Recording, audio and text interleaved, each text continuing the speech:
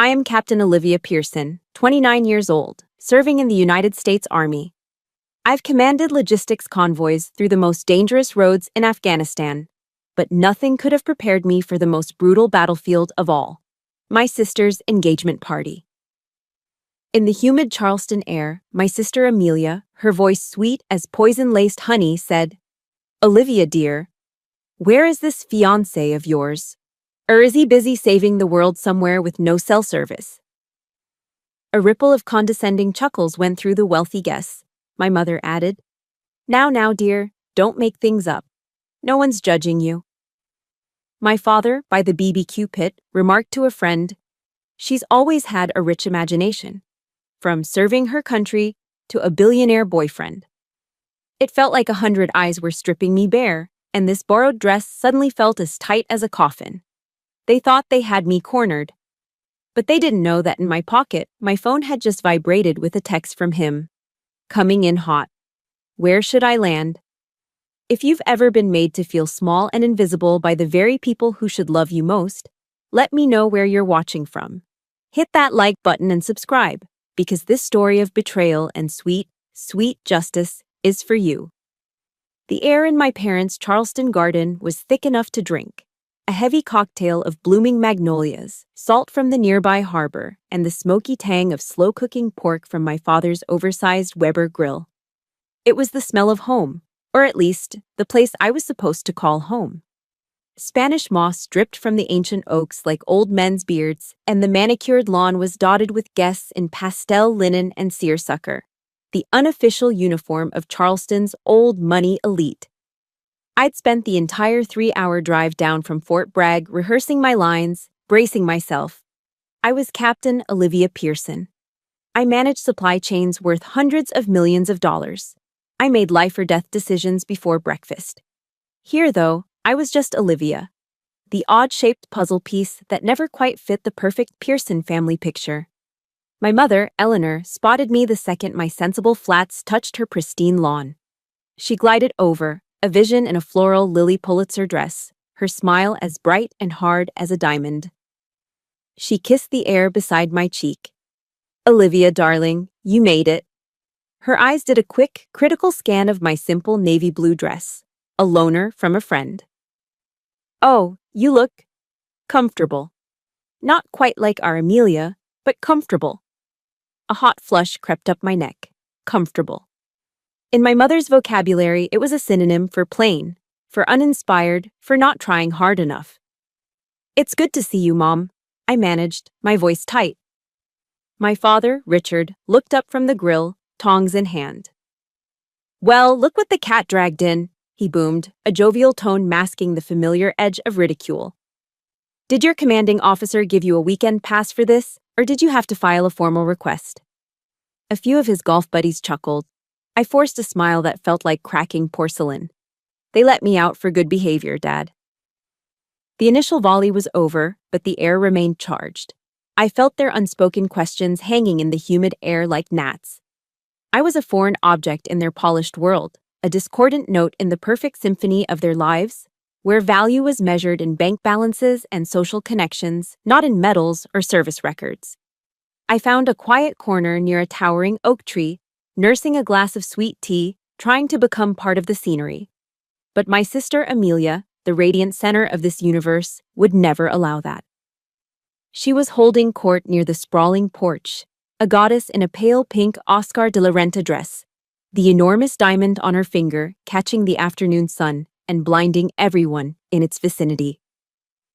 She saw me, and a predatory gleam entered her eyes. "Olivia!" she called out, her voice carrying across the lawn. She beckoned me over with an imperious flick of her wrist. I had no choice but to walk into the lion's den, a circle of her perfectly coiffed friends. She looped her arm through mine, her grip surprisingly strong. "Everyone, you know my little sister, the captain." She said the title like it was a quaint, slightly embarrassing hobby. "We were just talking about fiancés. Mine," she gestured to a smug-looking man in an obnoxiously expensive watch, "is the brilliant Bradley. But Olivia here has one too. A very mysterious one." "Tell us, Liv, where's this secret billionaire boyfriend you've been telling us about?" The circle of friends turned to me, their smiles a mixture of curiosity and disbelief. The air was sucked out of my lungs. He had a last-minute conference in Geneva. He's flying in later tonight. Amelia threw her head back and let out a laugh, a sound that was less joy and more dismissal. Oh, you're still sticking with that story? That's adorable, truly. Bradley, her fiancé, draped a possessive arm around her shoulders. Don't be hard on her, honey, he said, his voice dripping with condescension. He's probably just some character in one of her online games. The laughter that followed was sharp, a collective sound that felt like 100 tiny needles piercing my skin. My heart was hammering against my ribs, a frantic, trapped bird. My hands, holding the sweating glass of iced tea, felt like blocks of ice. In that moment, surrounded by their wealth and their certainty, I felt utterly, hopelessly foolish. I excused myself, my face burning, and tried to find refuge on the porch. But there was no escape. I overheard my mother talking to my Aunt Patricia, her voice a conspiratorial whisper. She just lives in her own little world, Patty. Always has. We just want her to find some real happiness, you know? Instead of having to imagine things. Then I heard my father talking to one of his friends from the bank. Her whole army career is just a prolonged summer camp, if you ask me. A way to avoid real-world responsibilities. The sting of betrayal from a parent is a unique kind of venom. It doesn't just wound, it poisons the well, contaminating every memory of safety and love you thought you had. The derision from strangers was one thing, but this from them was an amputation of the soul. Just when I thought it couldn't get any worse, my mother appeared at my side, a determined look on her face. She was towing a man in his early 30s, dressed in a crisp Ralph Lauren polo and khaki pants. Olivia, you remember Charles, don't you? His father is a partner at Richard's old firm. I remembered Charles, the man my parents had been trying to set me up with since college. Charles, dear, my mother continued, her voice syrupy sweet. I hear you're still single. Our Olivia is too. She's just a little different. Charles looked me up and down, a slow assessing gaze that ended with an expression of polite pity. He gave me a smile that didn't reach his eyes. It's all right, Olivia, he said, his voice laced with the condescending comfort one offers to a child who's fallen and scraped her knee. Not everyone can be as lucky as your sister Amelia. And there it was, the final, crushing blow. They hadn't just disbelieved me, they hadn't just mocked me. They had brought in my replacement right here in front of everyone. They were trying to fix me, to erase the version of me I'd fought so hard to build and replace her with someone they could understand, someone they could approve of. Standing there, feeling the weight of their judgment, a cold, familiar question echoed in my mind. This cruelty wasn't new. It was a language they had spoken for years. But why? When did I become such a disappointment to them? Standing there in the garden, with Charles's pity washing over me, the humiliation felt fresh, immediate. But the truth is, this wound wasn't new. It was a map of scars layered one on top of the other, etched so deep they had become a part of my landscape. My gaze drifted past the laughing guests, through the French doors, and into the formal living room. It settled on the grand fireplace mantel, a gleaming shrine to my sister's achievements. Her silver tennis trophies stood in a neat row, catching the light next to a framed photo of her graduating summa cum laude from Duke Law. That photo, that gleaming silver cup, was a trigger. It pulled me back through time, back to a sweltering June day in New York, my own graduation from West Point. I can still feel the weight of my dress gray uniform, the wool scratching at my neck under the relentless sun. I remember the immense pride swelling in my chest as I tossed my cap into the air with my classmates, a sea of white against the brilliant blue sky. It was one of the hardest things I'd ever done. 4 years of relentless academic and physical challenges. My parents and Amelia were there, sitting in the stands, or at least their bodies were.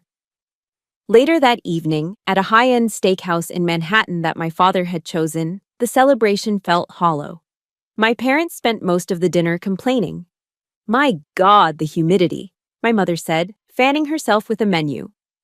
You'd think for what this place costs, They could afford some better air circulation. It was just a long, expensive parade, if you ask me, my father added, swirling the red wine in his glass.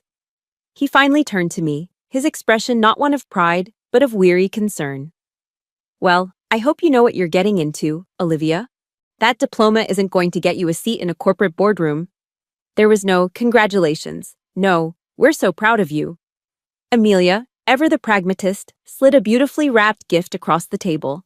It was a ridiculously expensive set of La Mer skincare. To preserve that face, she'd said with a tight smile. The army has a way of aging a woman. The gift wasn't a celebration of my achievement, it was a correction, a reminder of the feminine standard I was already failing to meet. I felt so small. My monumental accomplishment shrinking under their casual disdain until it was nothing more than an inconvenient detour on their well-paved roadmap for my life. That feeling of erasure became a recurring theme. 2 years later, I came home on leave, my heart thrumming with a quiet, profound sense of achievement. I had just been awarded the Bronze Star. Not for valor in combat, but for my mind. For redesigning a logistics network in a hostile province, a system that saved the military millions of dollars, but, more importantly, demonstrably reduced soldier exposure to IEDs. It was the proudest moment of my professional life. I found my family in the living room. My mother was scrolling through her phone, looking at photos from Amelia's recent shopping trip to Paris. My father was watching some financial news channel. Hey, I started, my voice hesitant. I have some news. I pulled the velvet case from my bag and opened it. The metal lay nestled inside, its bronze finish catching the lamplight. My mother glanced up from her phone, her eyes barely registering it. Oh, that's nice, dear, she said, her attention immediately snapping back to a picture of Amelia posing in front of the Eiffel Tower. My father took the case from my hand. He held the metal, squinting at the inscription. He turned it over a few times as if it were a strange coin he'd found on the street. Well, he said, handing it back, at least it's made of real metal. And that was it. That was the entirety of their reaction. Later, I found the case tucked away in the back of a junk drawer in the guest room, shoved behind old batteries and dried-up pens. My Bronze Star, a symbol of my dedication and intellect, treated like a cheap souvenir. The dismissal was most potent during the holidays. Christmas at the Pearson household was an exercise in theatrical gift-giving. One year, Amelia got the keys to a new Lexus, wrapped in a giant red bow. The next, it was a Hermès Birkin bag. My gifts were always practical. A check tucked inside a generic card, a Visa gift card. The message was clear, whether they intended it or not. We don't know you. We don't know what you like, what you need, what makes you happy. So here's some money. Go figure it out yourself. The year I turned 25, I had a short window of leave right over Christmas. I saved up my money and booked a surprise flight home, imagining their shocked, happy faces. I walked up the driveway of my childhood home on Christmas Eve, my duffel bag slung over my shoulder, my heart full of anticipation. But the house was dark, silent. A small, neatly printed note was taped to the front door. It was from the mailman, a notice of a mail hold. A quick search on my phone revealed the truth. My entire family was in Aspen, posting smiling, snow-dusted photos from the ski slopes. They had gone on a family vacation and hadn't thought to tell me. I spent that Christmas alone in the cold, empty house, eating takeout pizza, and watching the cheerful lights twinkle in the neighbors' windows.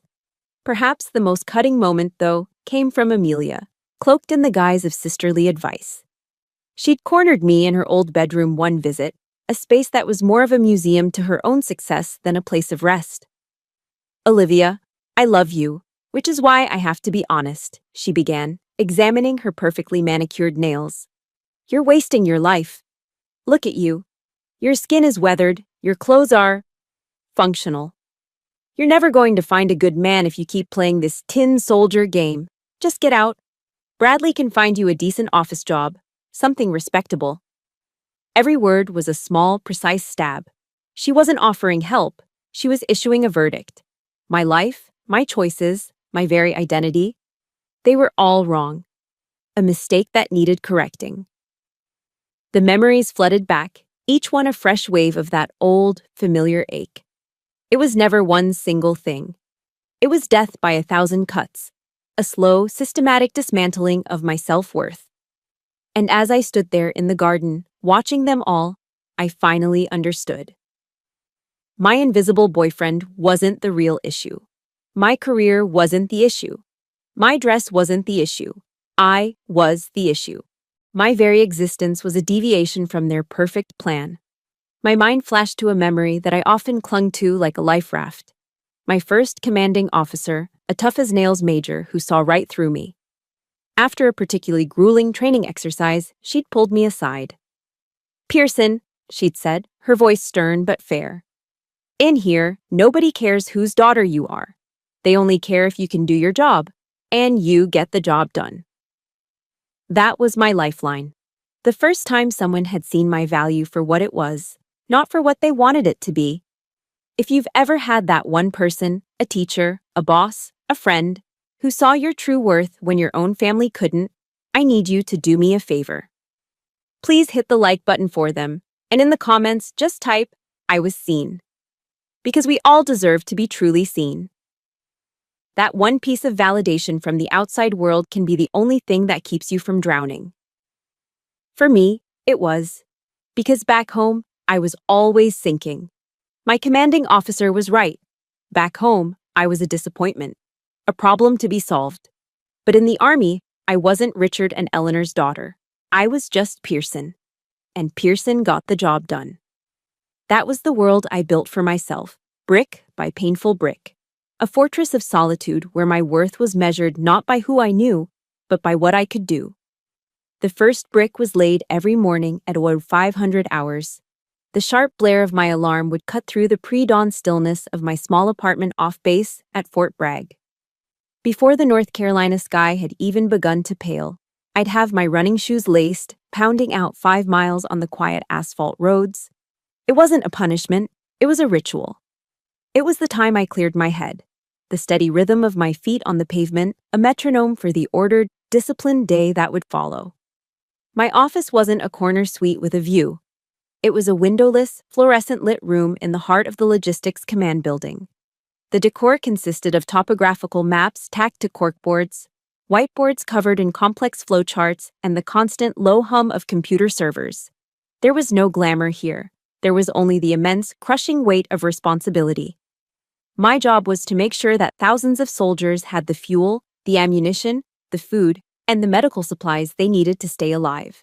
It was a puzzle with a million moving pieces, where a single miscalculation could have catastrophic consequences.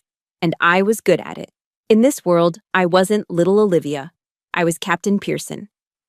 When I walked into a briefing room, junior officers and seasoned sergeants alike would straighten up, not out of fear, but out of respect. I remember one afternoon, a young sergeant came into my office, his face etched with panic. A critical shipment of replacement parts for their vehicle fleet was stuck somewhere in Poland, tangled in a web of customs bureaucracy.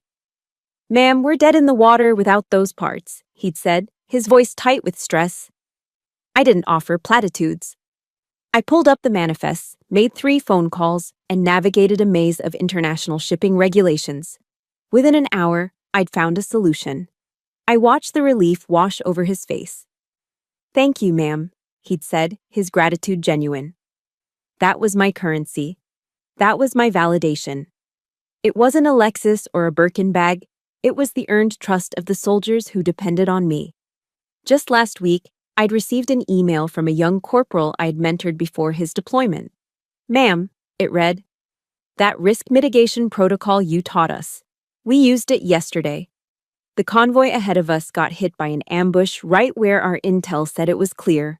Your method made us double-check. Captain, you saved our lives." An email like that was worth more than every hollow compliment my family had ever failed to give me. It was in this world of logic and consequence that I met Alexander. It was 3 months ago, at a NATO joint exercise in Germany. I was in a cold, sterile conference room at Ramstein Air Base, presenting my analysis on a critical vulnerability in the transatlantic supply chain. I was the only woman at the presenter's podium. The room was full of high-ranking officers from a dozen countries. and one civilian. He sat in the front row, dressed in a perfectly tailored charcoal suit that stood out in the sea of military uniforms. He didn't just listen, he absorbed. When I finished, he didn't offer polite applause, he asked a question. A brilliant, incisive question that cut to the very heart of the problem. A question that showed he understood the strategic implications better than half the colonels in the room. After the session, he introduced himself.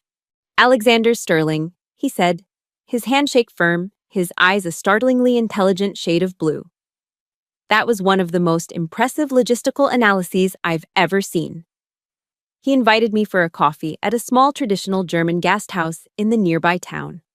We sat for hours, not talking about family or money or social status, but about drone technology, predictive analytics, and the ethics of artificial intelligence in warfare. It was the most exhilarating conversation I'd ever had. He saw my mind first. To him, my greatest asset wasn't my face or my family name, it was my intellect. Our relationship grew from there, across time zones and encrypted video calls.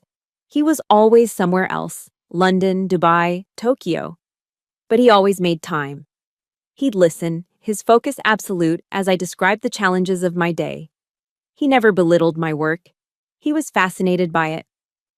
"Olivia," he said once, late at night, his face clear on my laptop screen while he was in a hotel room overlooking a glittering city. "The way you solve these multivariable problems, it's more complex than any corporate merger I've ever navigated. You're extraordinary." To be seen like that, to be valued for the very things my family dismissed as a prolonged summer camp, was a profoundly healing experience. He never made me feel like I needed to be fixed. Which brought me to today. Just hours before I started the drive to Charleston, we had one last video call. He was in his office in Geneva, the sky behind him already dark. "I'm so sorry I can't be there from the start, Liv," he said, his voice filled with genuine regret. "This summit is a nightmare of bureaucracy." "It's okay, I get it," I said, trying to sound more cheerful than I felt. "No, it's not okay," he insisted. "But I promise I'll wrap this up and get on a plane. I want to meet the people who raised such an incredible woman." I just gave a sad little smile. "Oh, you'll meet them," I thought. "You'll see soon enough." His words, meant to be a compliment, felt like a bitter irony. He had no idea what he was walking into.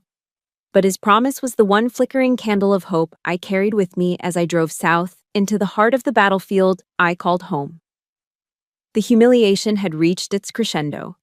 Amelia, playing to her audience of sycophants, seized my left hand. She held it up for everyone to see, the bare fingers a testament to my supposed delusion. "See?" she announced, her voice dripping with mock pity. "No ring. Not even a phantom ring. I told you, she makes these things up." Her friends tittered, their laughter a cruel symphony.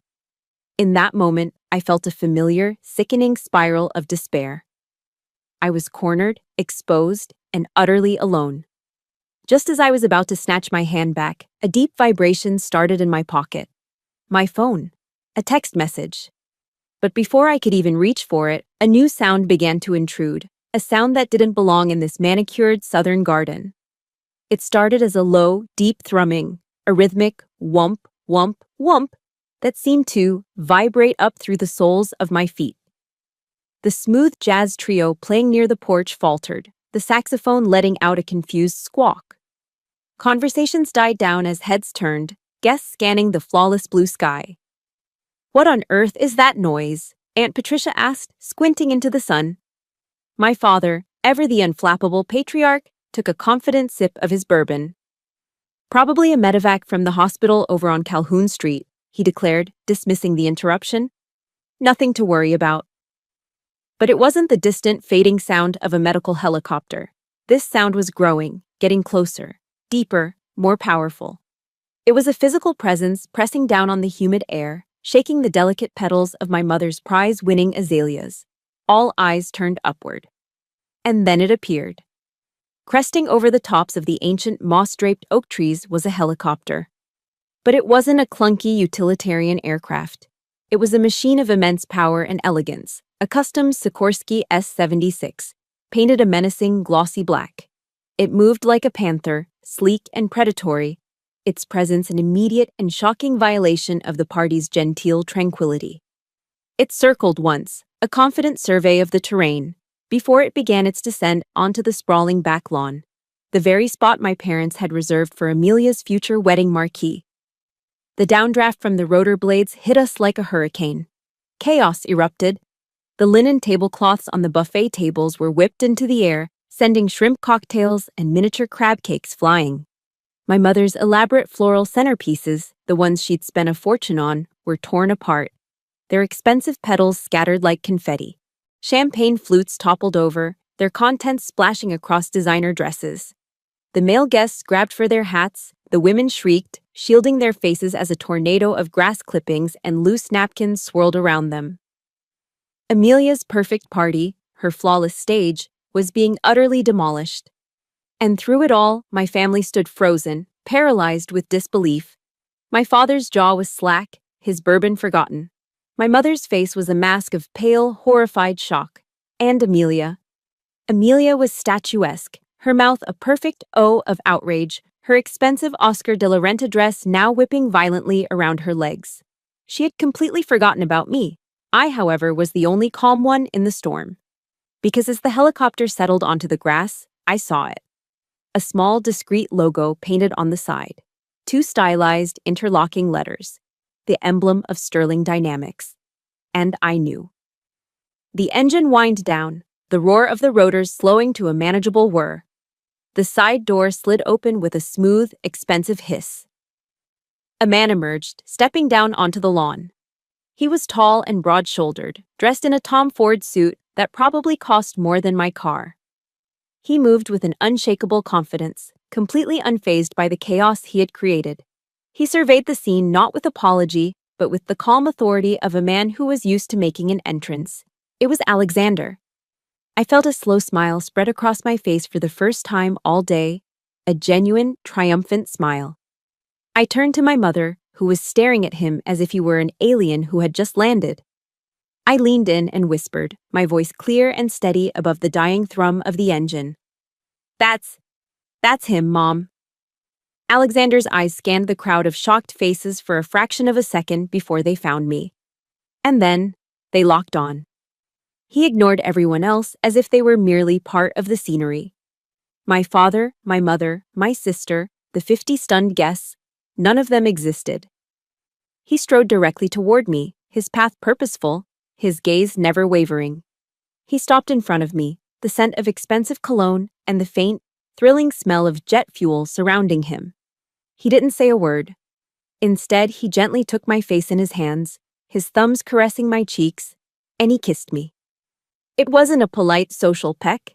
It was a deep, possessive, all-consuming kiss, right there in the middle of the ruined party, in front of my stunned family and their scandalized friends. It was a kiss that said, "She is with me, she is mine, she is protected." It was a declaration of truth, a public and undeniable refutation of every lie and every insult they had hurled at me. When he finally pulled back, my head was spinning. He rested his forehead against mine, his voice a low, protective rumble meant only for me. "I'm here now," he whispered. "I won't let anyone hurt you again." Tears of relief, not shame, pricked my eyes. I just nodded, unable to speak.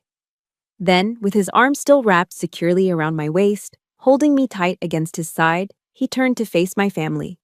He offered them a devastatingly charming, utterly unapologetic smile.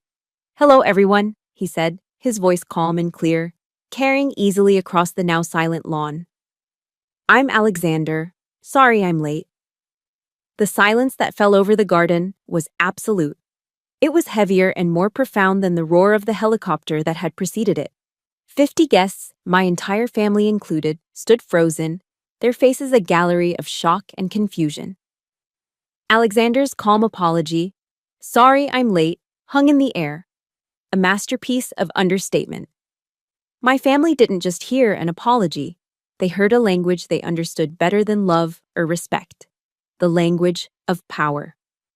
Before anyone could gather their wits, a quietly efficient assistant in a tailored suit emerged from the helicopter carrying several exquisitely wrapped gift boxes. The top one was a signature Tiffany blue, the other a deep, rich red that screamed, Cartier.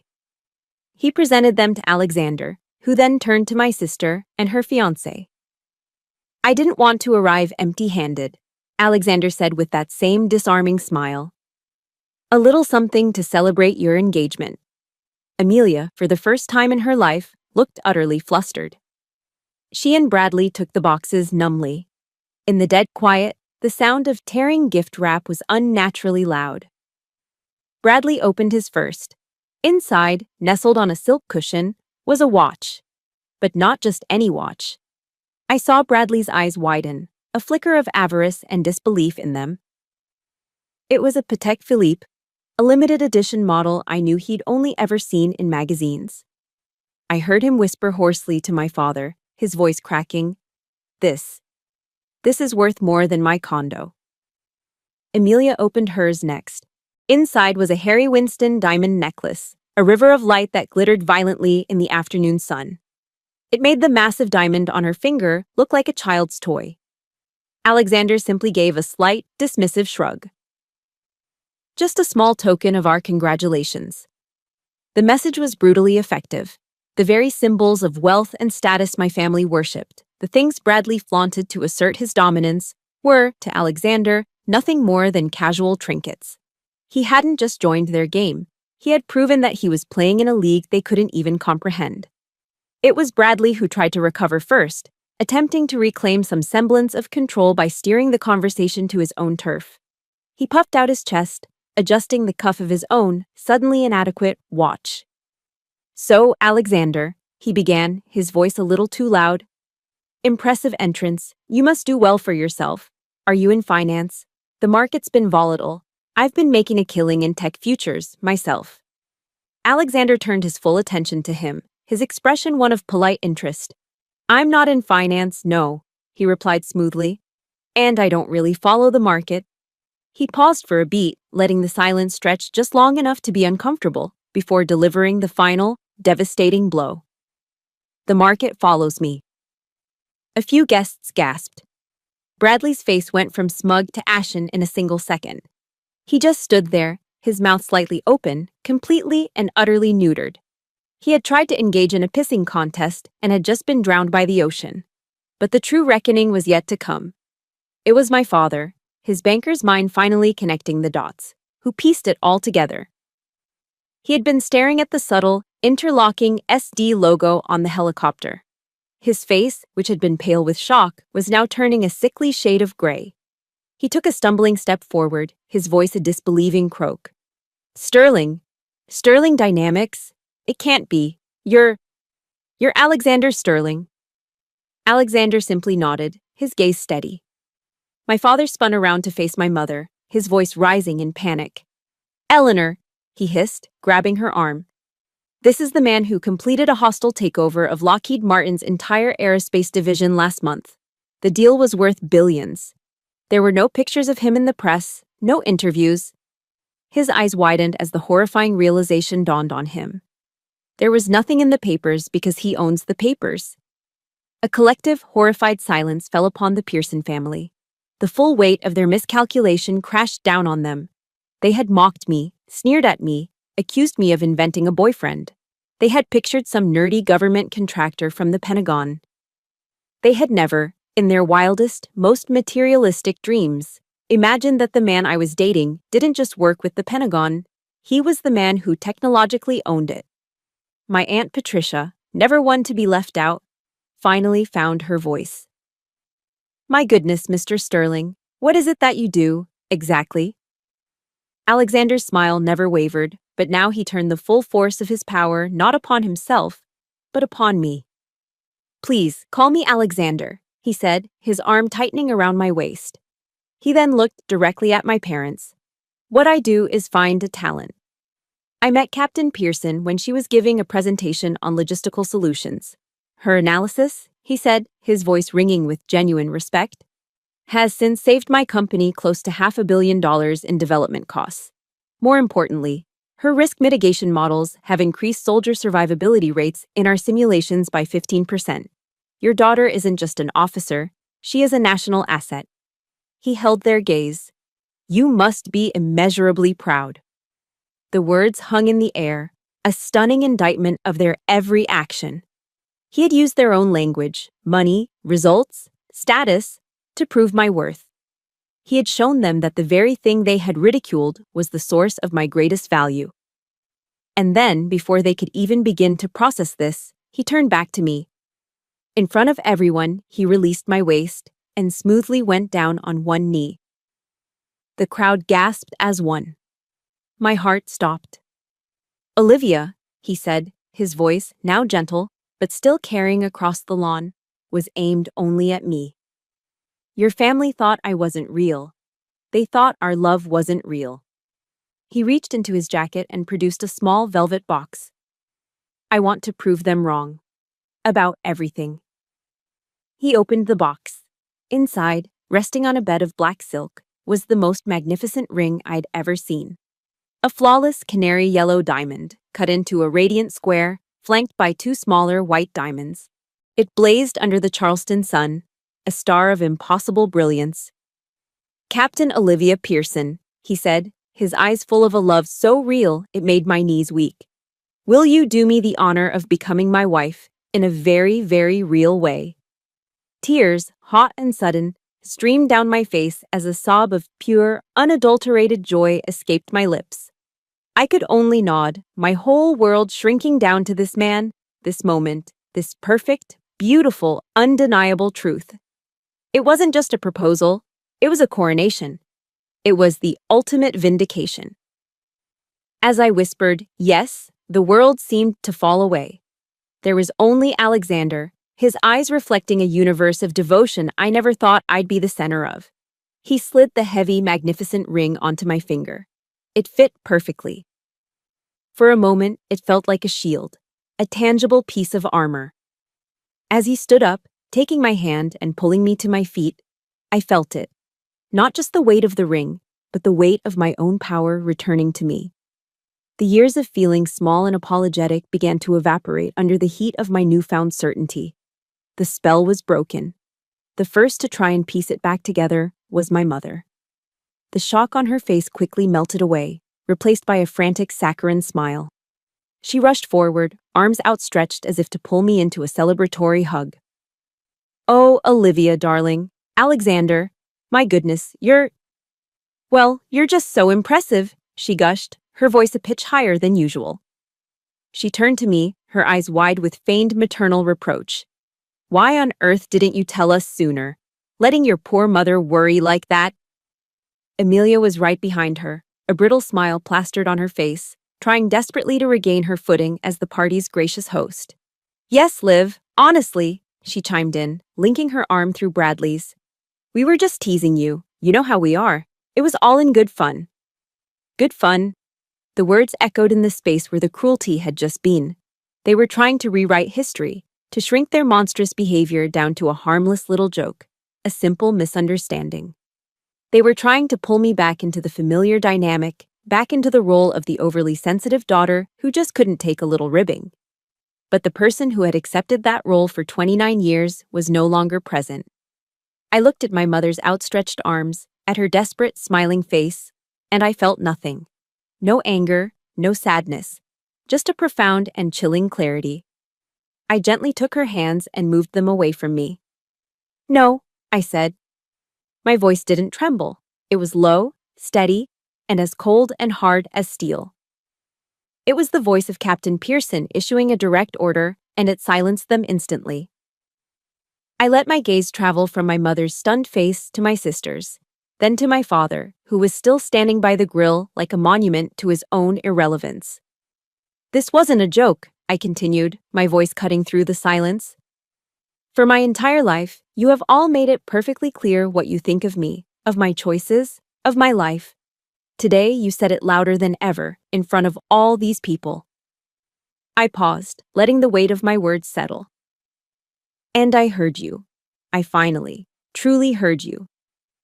I turned to Alexander, who had been standing silently by my side, a bastion of unwavering support. "Let's go," I said. It wasn't a request, it was a command. He nodded once, his eyes full of understanding. We turned to walk toward the helicopter, a united front leaving the battlefield behind. "Olivia, you can't just leave." My mother's voice was sharp with panic now, the fake sweetness gone. She grabbed my arm, her grip surprisingly tight. "What will people think?" Her final plea.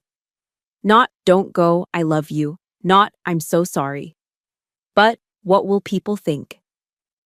It was the story of my life, summarized in a single, desperate question. Her concern wasn't for me, it was for the pristine image of the Pearson family, which was now cracking under pressure. I didn't even look at her. Alexander did. He gave a subtle, almost imperceptible nod to his assistant, who was still standing discreetly near the helicopter. The young man immediately strode forward.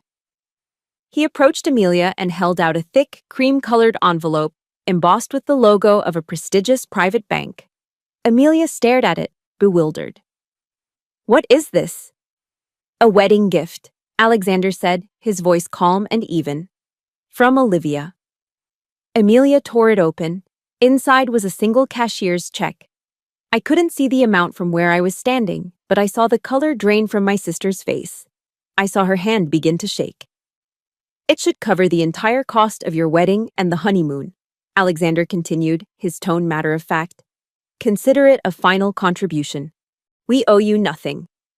That was it. The final severing blow. They had used money as a tool of approval and disapproval my entire life. And now, we were using it to buy my freedom. We walked away. This time, no one tried to stop us. We climbed into the leather-appointed cabin of the helicopter, the door sliding shut, sealing us off from the wreckage of the party. As we lifted off the ground, the powerful thrum of the rotors was the sound of my own liberation. I looked down through the window. The scene below was like something from a movie. The once perfect garden was a swirl of chaos, the guests murmuring in confused little clusters. I saw my father and mother in the midst of a furious, gesturing argument, the blame game already in full swing. And I saw my sister, Amelia, standing alone in the middle of the ruined lawn, motionless, clutching that piece of paper as if it were both a winning lottery ticket and a death certificate. For the first time in my life, a scene of my family's dysfunction didn't cause a pang of pain in my chest. There was no sadness, no longing. There was only the quiet, expansive feeling of relief. As the helicopter banked and turned out over the Ashley River, the sprawling mansion shrinking below me, I knew I was free. Have you ever had that one moment, that final straw, where you knew you had to walk away to save yourself? It's a terrifying and incredibly liberating feeling. If you know what I'm talking about, please hit that like button as a salute to your own strength. And in the comments, just write one word, freedom. Because that's what this moment was all about. As I leaned back into my seat, I felt a hand cover mine. It was Alexander's. His grip was warm and strong. I looked at him, and he just smiled.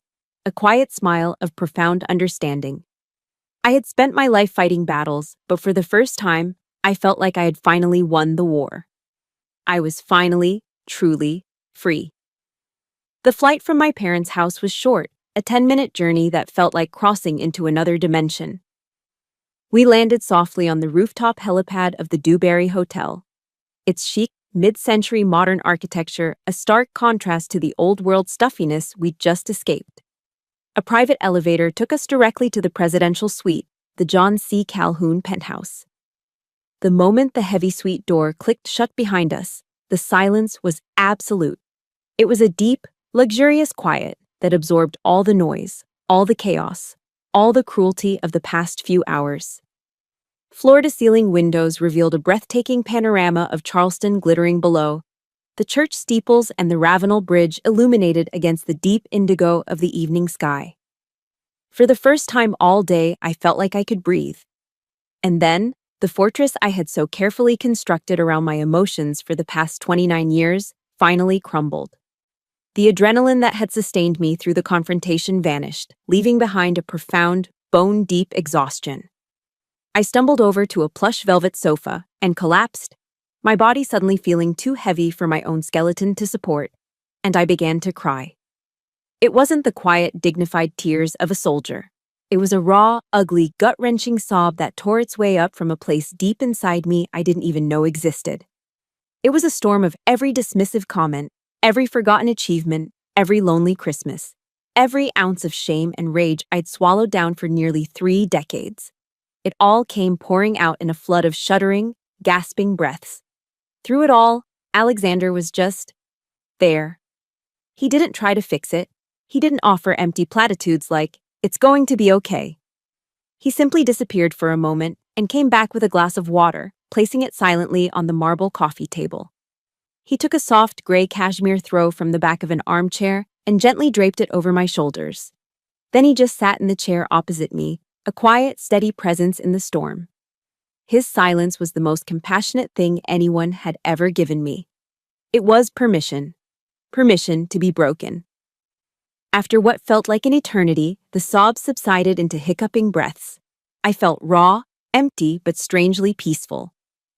"In the army," I said, my voice hoarse, "they train us in mental resilience. They teach you that acknowledging the wound is the first step to treating it." "Sounds like a smart policy," he said softly, his voice a calm anchor in the quiet room. I looked at him, my fiancé, this incredible, impossible man who had appeared out of the sky.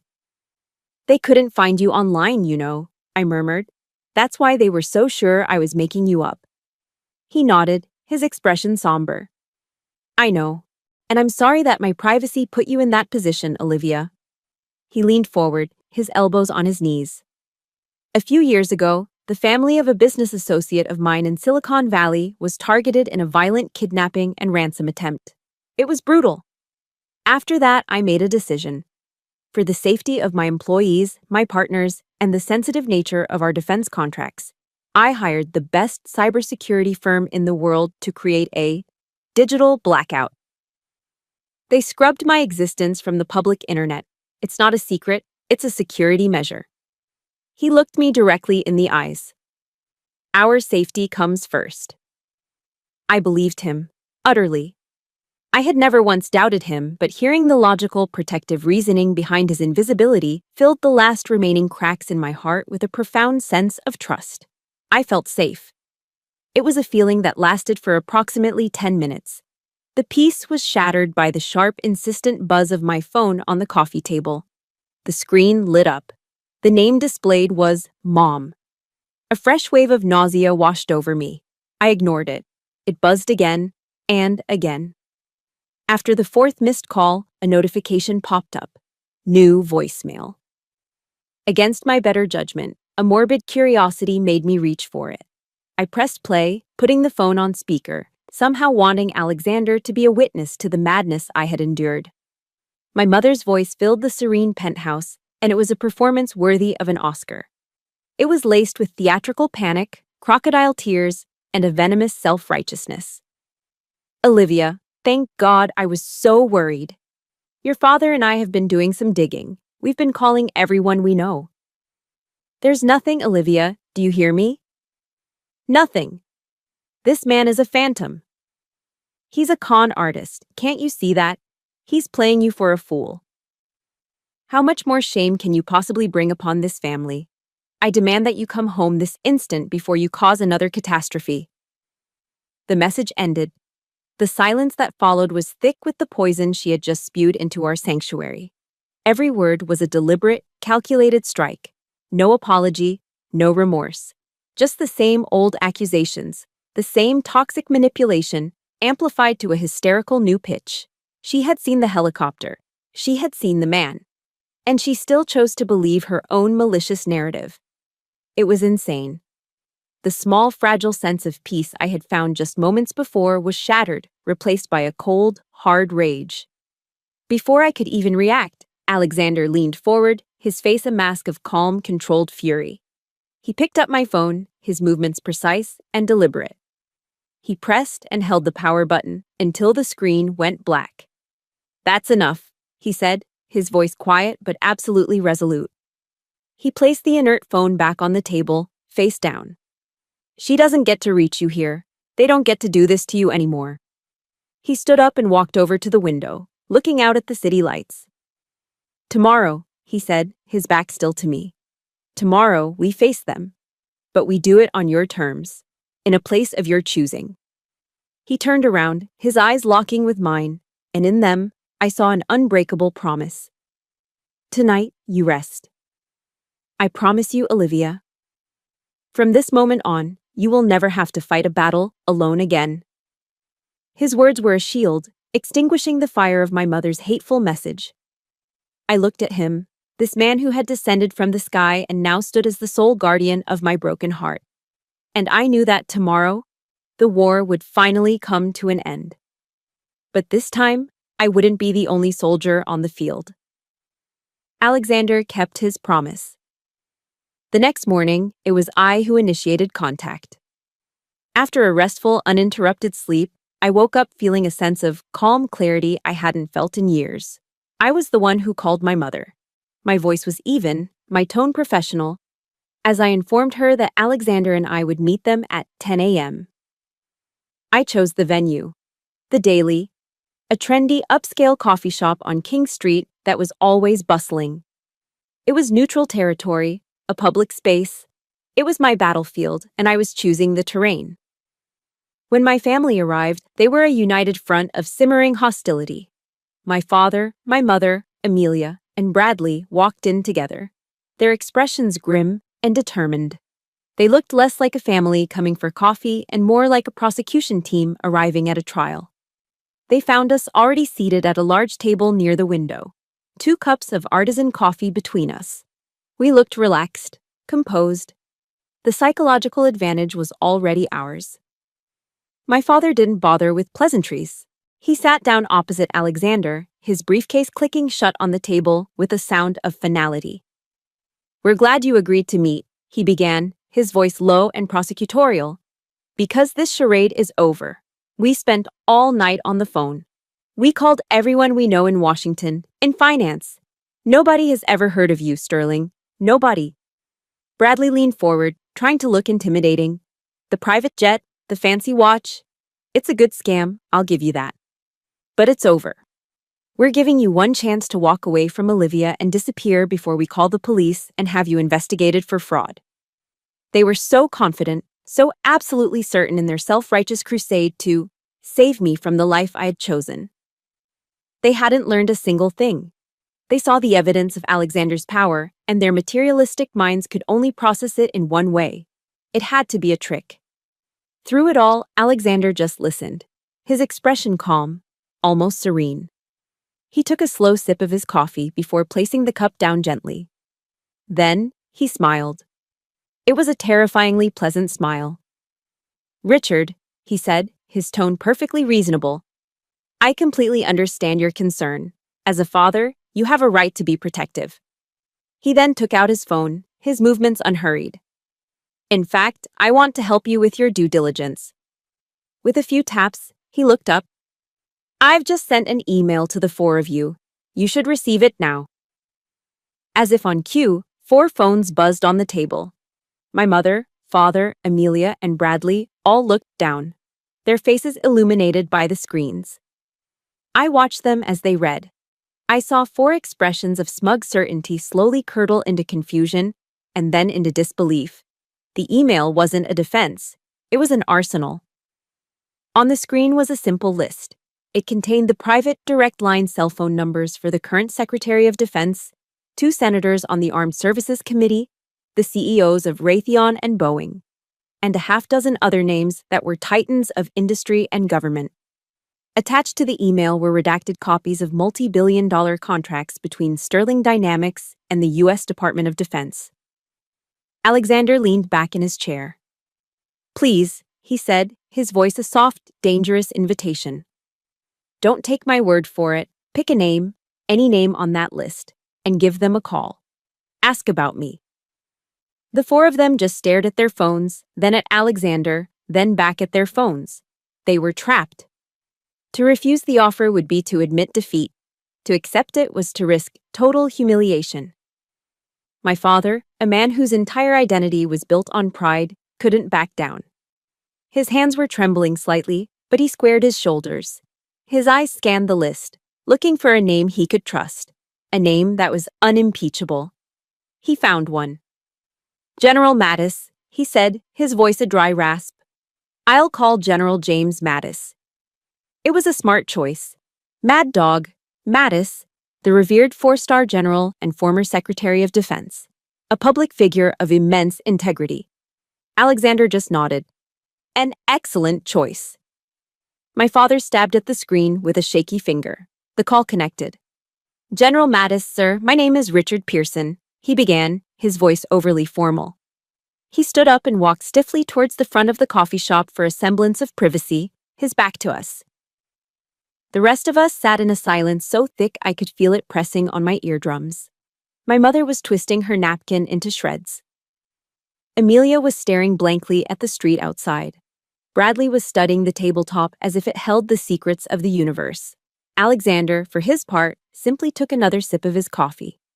The seconds ticked by, each one an eternity. It felt like waiting for a verdict.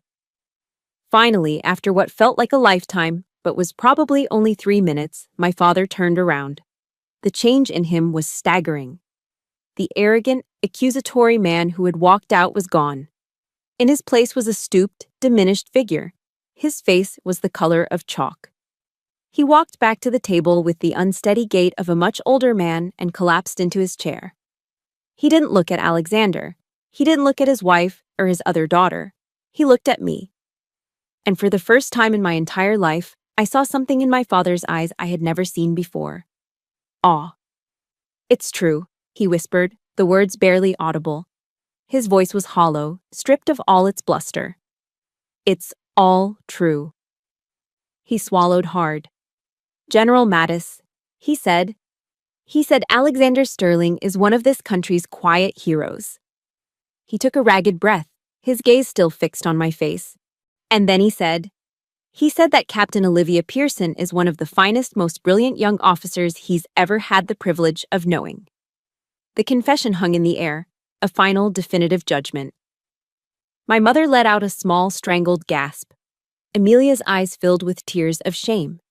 They had been so wrong, so profoundly, catastrophically, humiliatingly wrong. And the truth hadn't just come from the man they'd called a fraud. It had come from the mouth of a hero, a man they revered. There was nowhere left for them to hide. The trial was over, and they had lost. The truth once spoken left a vacuum in its wake. The battle was won. But looking at the 4 shattered faces across the table, I realized the war wasn't over. A new, more complicated question hung in the heavy silence of the coffee shop. What now? The magnificent structure of Pearson pride, the one they had built over generations, had been leveled to the ground in a matter of minutes, and they were left sitting in the rubble. My father, Richard, the unshakable patriarch, sat slumped in his chair, looking older than I had ever seen him. Bradley, the master of smug confidence, was staring down at his own hands as if he'd never seen them before. And my mother, Eleanor, finally broke. The sound was quiet at first, a hitching breath. Then she covered her face with her hands and began to weep. But these weren't her usual tears of frustration or manipulation. These were the ragged, ugly sobs of genuine shame. It was my father who spoke first, his voice a gravelly ruin of its former self. He didn't look at Alexander. He looked only at me. Olivia, he said, and my name sounded like a foreign word in his mouth. I am sorry. He shook his head, a gesture of profound defeat. There are no excuses for how I've behaved. I failed. As a father, I failed you. The confession coming from a man who had never admitted to being wrong about anything in his life was as shocking as the helicopter landing. It broke the spell. My mother looked up, her face blotchy, her mascara running. He's right, she whispered through her tears. We were awful, just awful. I'm so sorry, my baby. Amelia just stared at me, her own eyes glistening with unshed tears. I'm sorry, Olivia, she managed, her voice barely audible. Their apologies were clumsy, broken, and utterly devoid of their usual polished grace. For the first time, they felt real. For a long moment, I said nothing. I just listened. Alexander placed his hand gently on my arm, a silent message of support. But he knew this was my moment. The old Olivia would have rushed to comfort them, to smooth things over, to say, "It's okay," just to end the unbearable discomfort. But I wasn't the old Olivia anymore.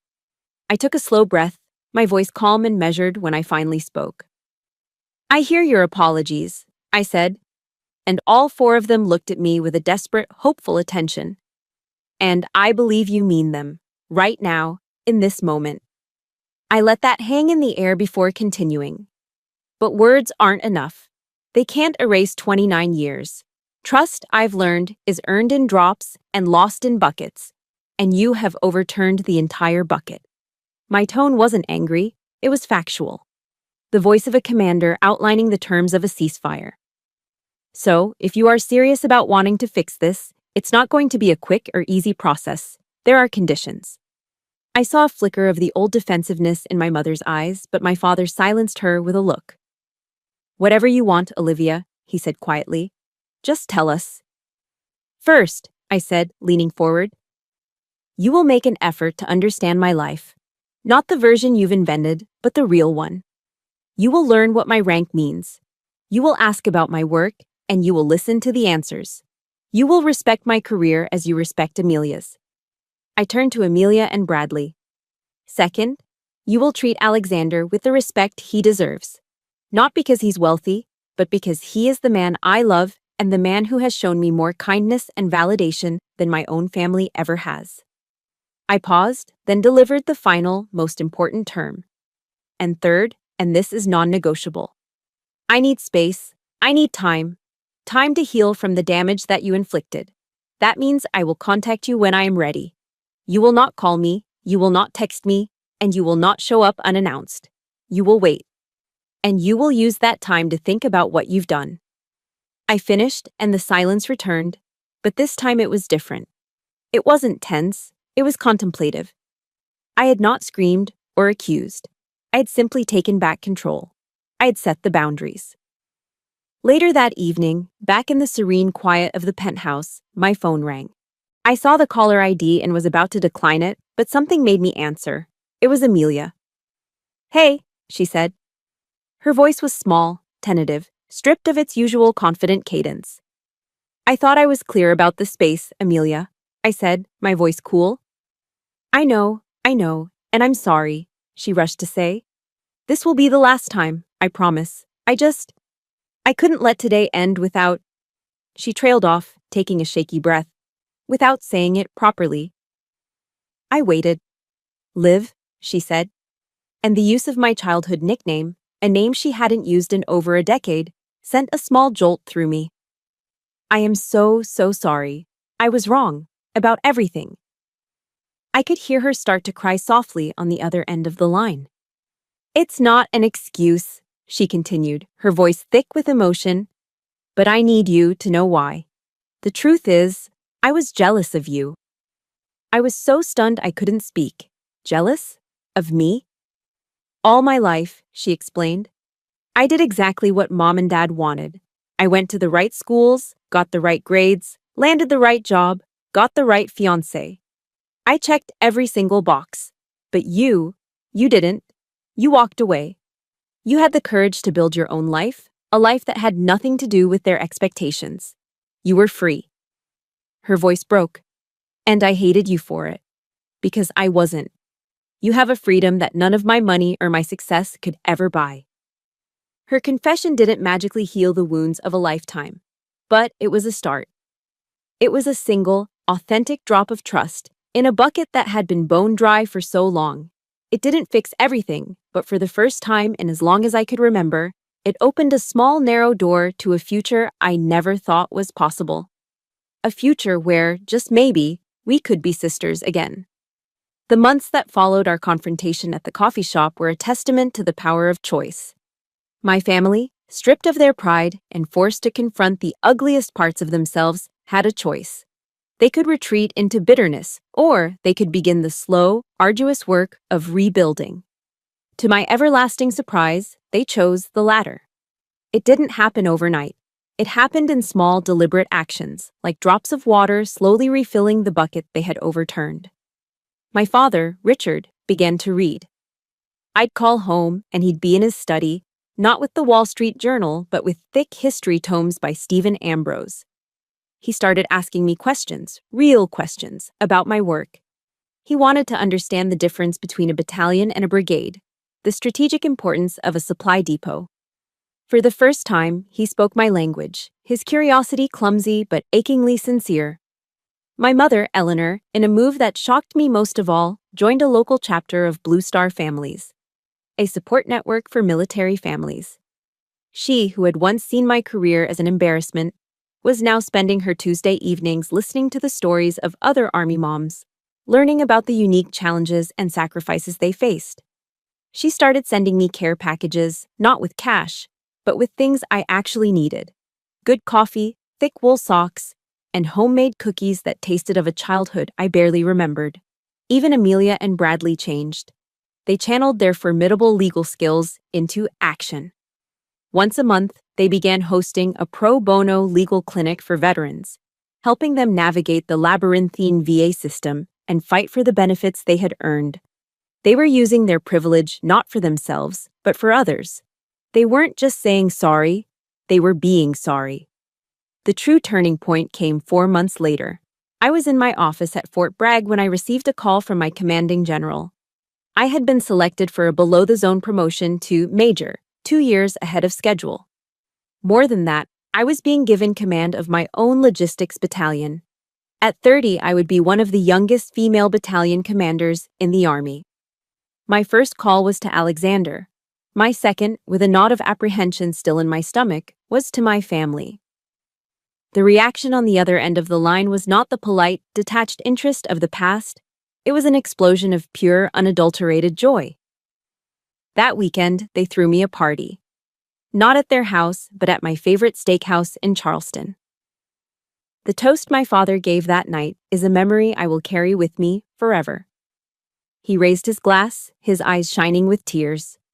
To my daughter, he said, his voice thick with emotion, Major Olivia Pearson, a true leader and the finest woman I know.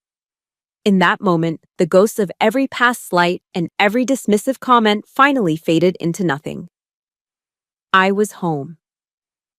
6 months after that chaotic engagement party, Alexander and I were married. We didn't choose a grand cathedral or a lavish country club. We chose a place of profound symbolism. At dawn, on a small ferry crossing the Charleston harbor, our closest family and friends watched as we exchanged our vows on the grounds of Fort Sumter, the very place where the first shots of the Civil War were fired. It felt fitting. It was the end of our own Civil War, the beginning of a new era of peace. Amelia was my maid of honor. Her speech was not about our childhood squabbles, but about courage and inspiration. My sister, Liv, she said, looking at me with an expression of pure love, is my hero. She taught me that true strength isn't about being perfect. It's about having the courage to be exactly who you are. As my father walked me down the aisle formed by the fort's old cannons, he leaned in and whispered in my ear, the words of final healing balm on all the old wounds. You, he said, are the greatest achievement of my life. Standing there, holding Alexander's hands, with the American flag snapping in the sea breeze above us, and my family watching with nothing but love in their eyes, I felt a sense of wholeness I had never known was possible. 1 year later, that feeling has only deepened. I'm standing on a stage at Patriots Point, the majestic silhouette of the USS Yorktown aircraft carrier behind me. I'm in my Army service uniform, the gold oak leaves of a major gleaming on my shoulders. Alexander is beside me, his hand holding mine, a quiet, constant source of strength. Today is the official launch of the Pearson Sterling Scholarship Fund, a foundation we created to provide college education for the children of fallen and wounded soldiers. It's our shared mission, a way to build a legacy of service together. In the front row, my family is beaming.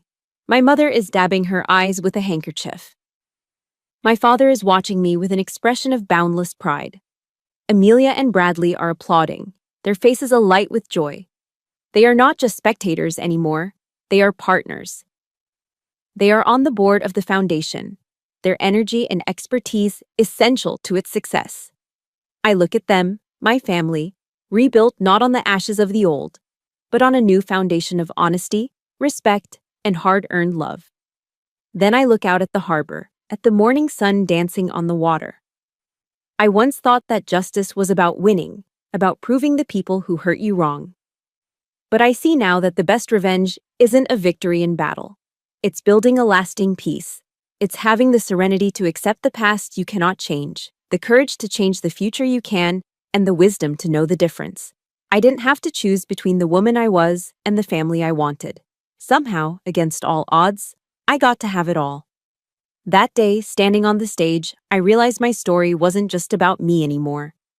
It's for anyone who ever felt like they were on the outside looking in, for anyone who had to build their own definition of worth when the world gave them a different one. Your past doesn't have to be your future. You have the power to lay down your arms and build your own peace. Thank you for being a part of my journey. If this story resonated with you, please consider subscribing and joining our community. Together, we can share more stories of resilience, hope, and the incredible strength it takes to heal.